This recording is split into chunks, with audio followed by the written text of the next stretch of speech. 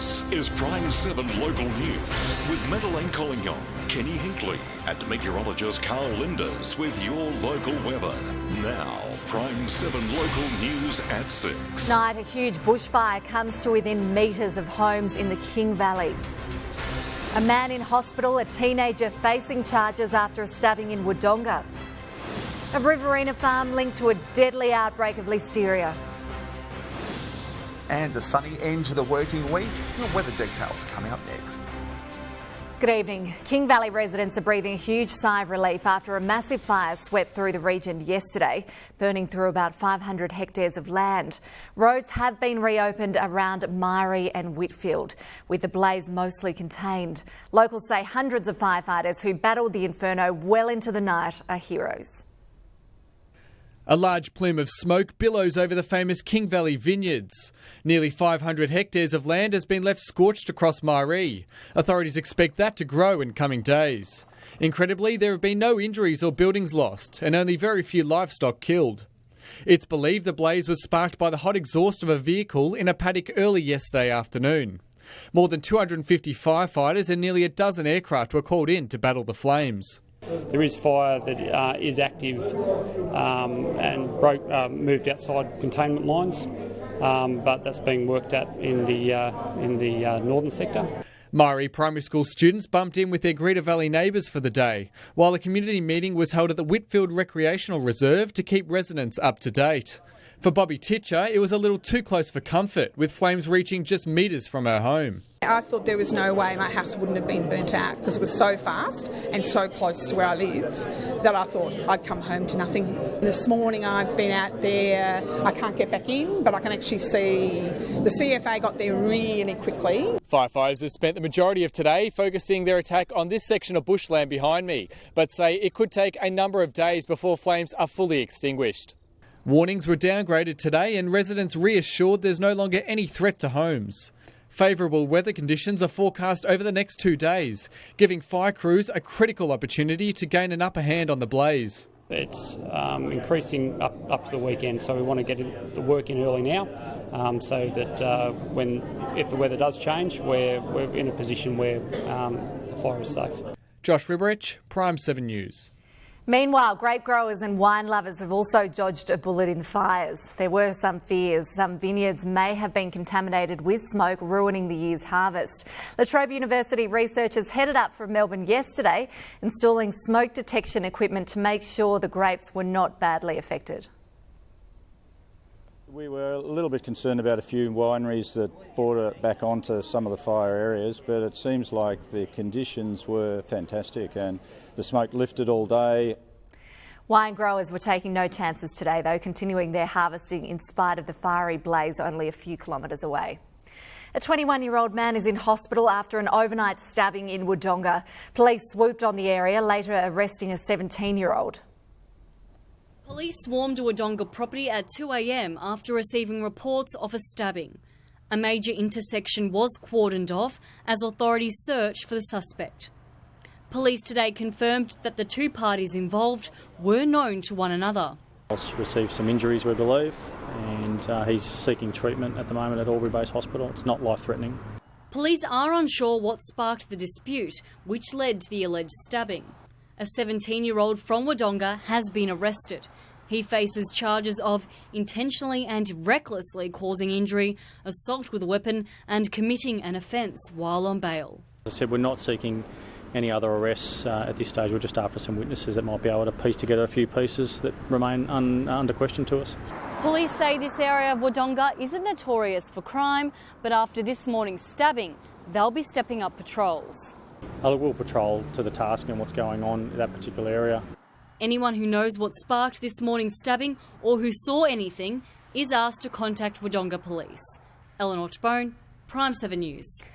Albury Police have launched an appeal for help to find a man wanted on 2 outstanding warrants.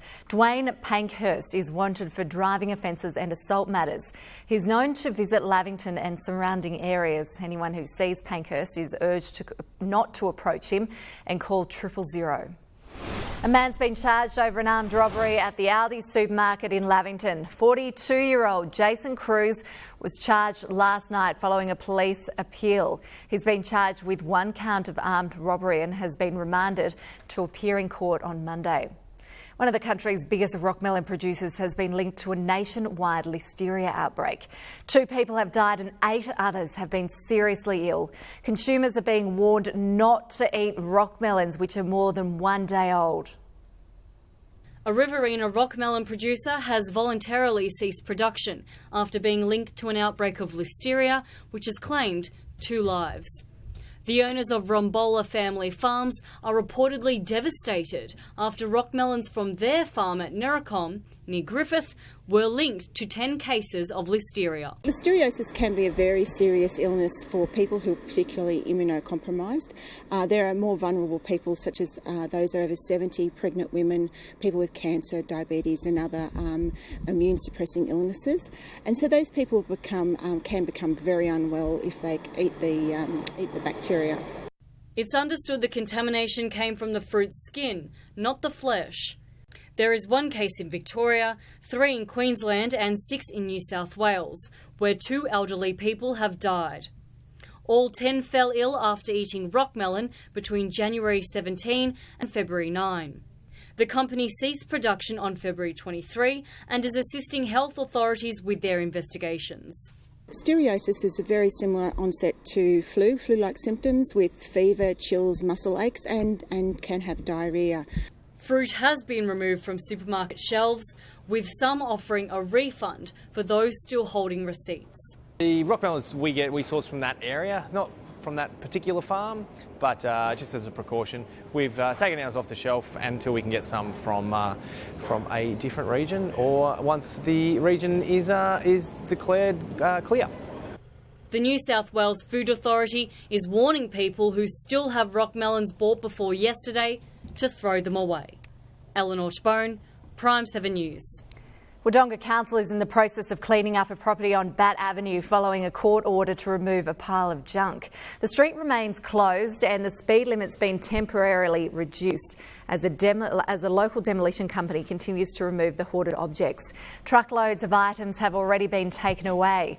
Council says it will look to recoup the costs once the works are completed, which is expected to be tomorrow.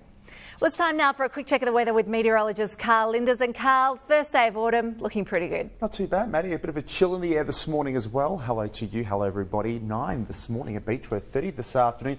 A little warmer throughout the Plains area, 15 to 29 degrees at Wangaratta, 31 over the border there at Colcan.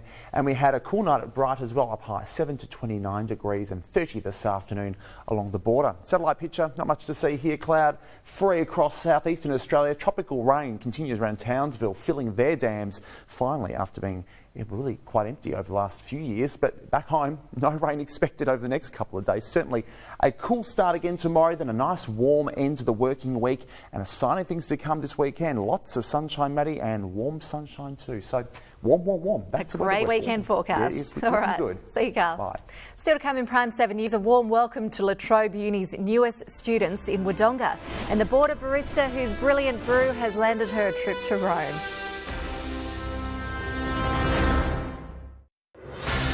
Stay in touch 24/7 with the all-new prime7.com.au.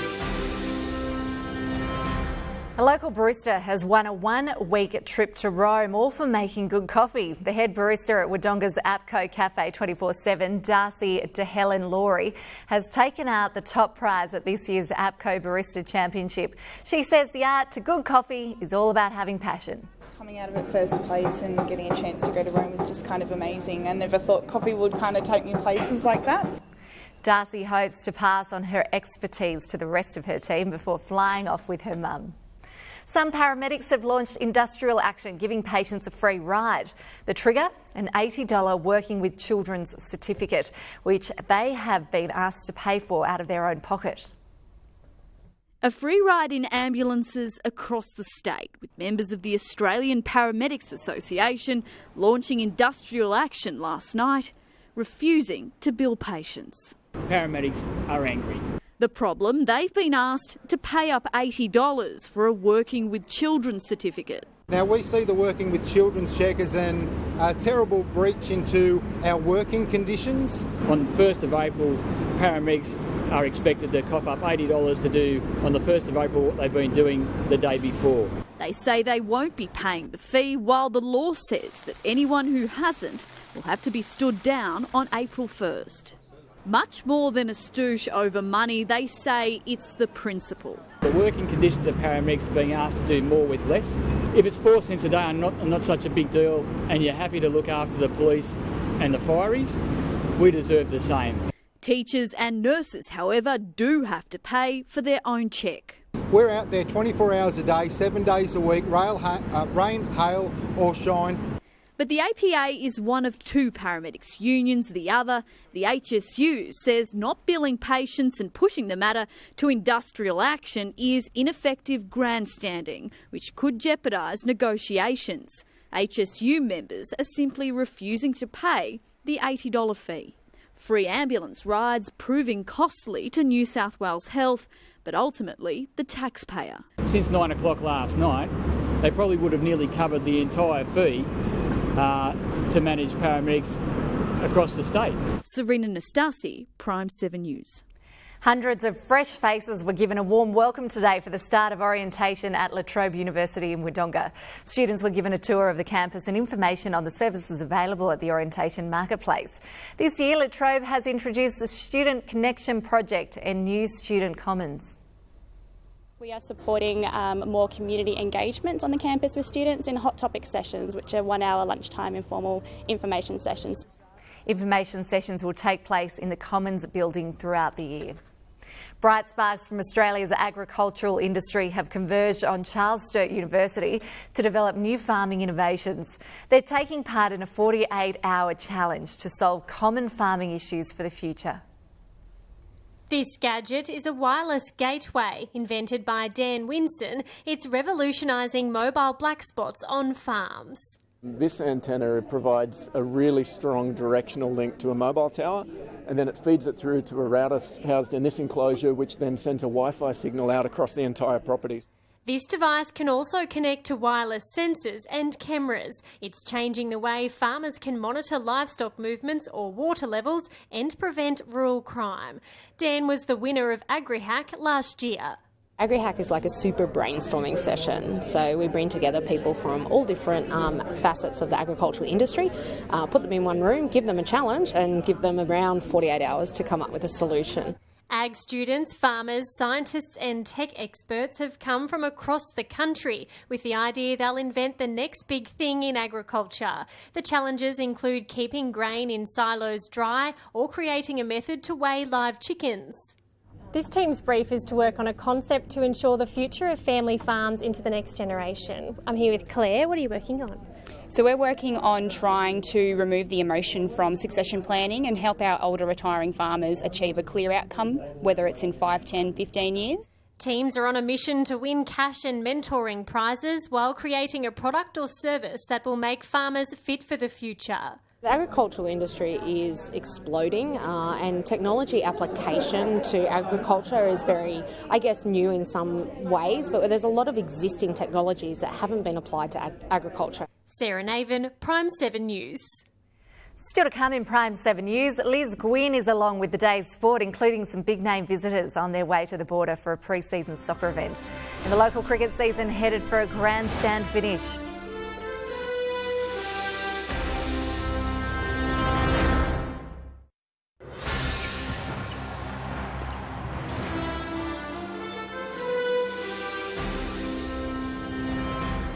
You don't need to be a mathematician to play cricket, but you do to work out this year's final series as teams walk a tightrope to make the Super Six.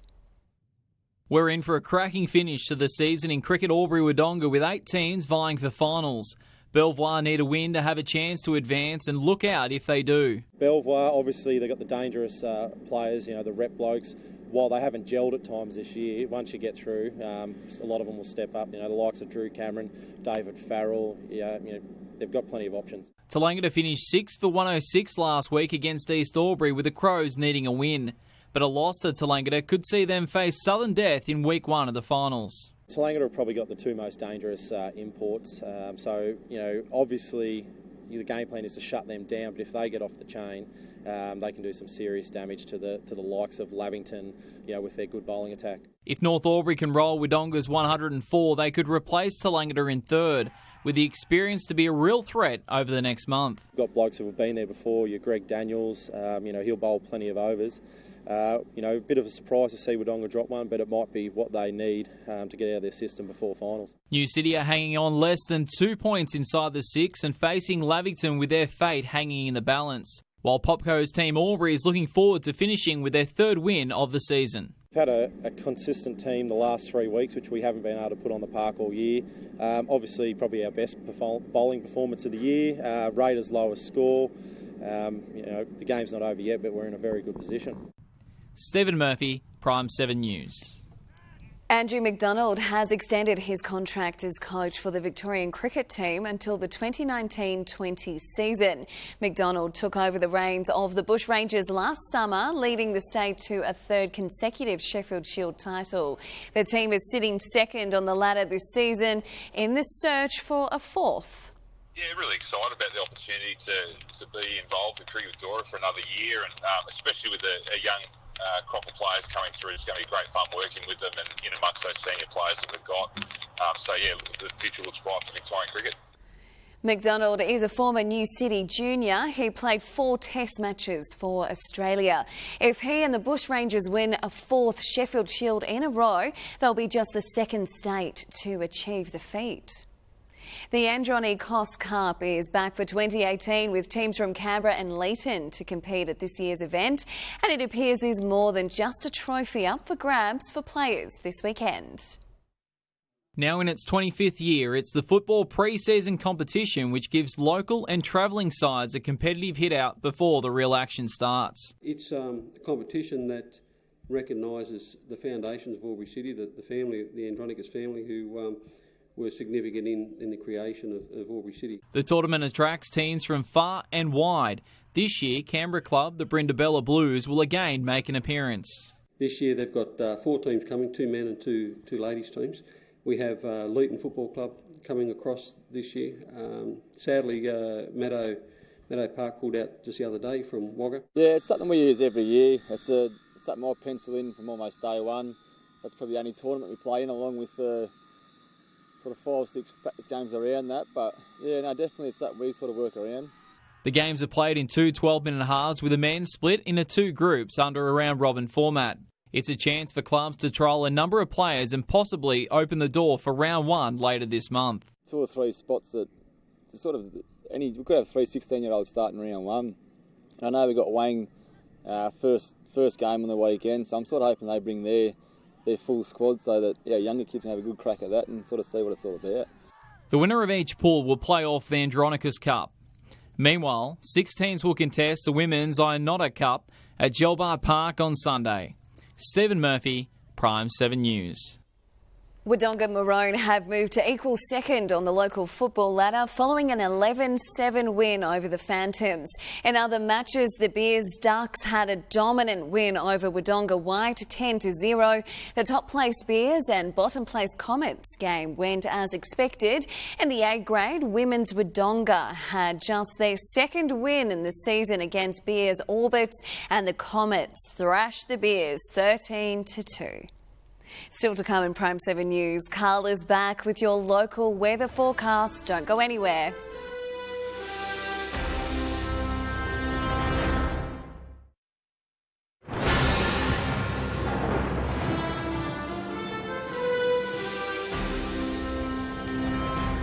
For a closer look at the weather forecast, we're joined once again by Carl Linders. And Carl, the warm start to autumn and March continues. It certainly does, Maddie. We've got a stretch of nice, fine and warm days. One to end the working week tomorrow as high pressure starts to build its ridge through southern parts of Victoria and then enters in towards the Tasman Sea, directing us into a warm northeasterly for the weekend. That means temperatures on the rise as we head throughout the weekend. Plenty of sunshine too. Quite hot by Sunday ahead of a weak cool change. That will just drop temperatures into early next week, and maintaining fine weather as another high pressure ridge moves to the south of Victoria. Now, the rainfall is going to be on for young and old through Queensland. Certainly some flooding falls through western Queensland. Some of that spills into northern New South Wales, but it's yet this persistent area of high pressure that's keeping southern New South Wales and most of Victoria rain-free until around about Friday of next week. That's how long we have to wait for moisture to build up in those easterly winds. It's a very slow-moving pattern, so we're looking at little rainfall, potentially some late storms in the 8-day rainfall chart. That's a long way away. Statewide tomorrow, to end the working week, it's a warm one through northern Victoria, 33 degrees for Mildura. Cooler along the coast with afternoon sea breezes, keeping temperatures down. Melbourne fine and 25 degrees. Back home tomorrow, plenty of sunshine, a cool start too. 10 to 29 to Wangaratta and Beechworth.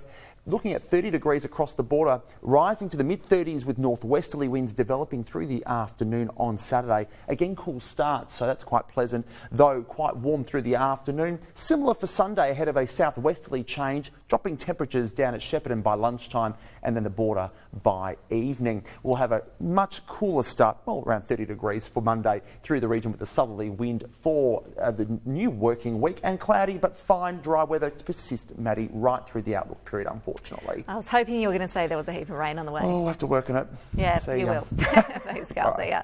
Now for a check of the region's petrol prices. Metro Petroleum in Lavington is selling unleaded at $1.29 per litre. United Wodonga on Melrose Drive is slightly cheaper at $1.28. Myrtleford Caltex on Middle Street has diesel for $1.38 per litre. Meanwhile, Leshek Nissan in Walla is selling unleaded for $1.37. And that's all we have time for tonight. You can join the debate on tonight's stories on Facebook and also watch tonight's top stories on our website. Thanks for your company. Coming up, 7 News from Melbourne. Have a wonderful night and we'll see you again tomorrow.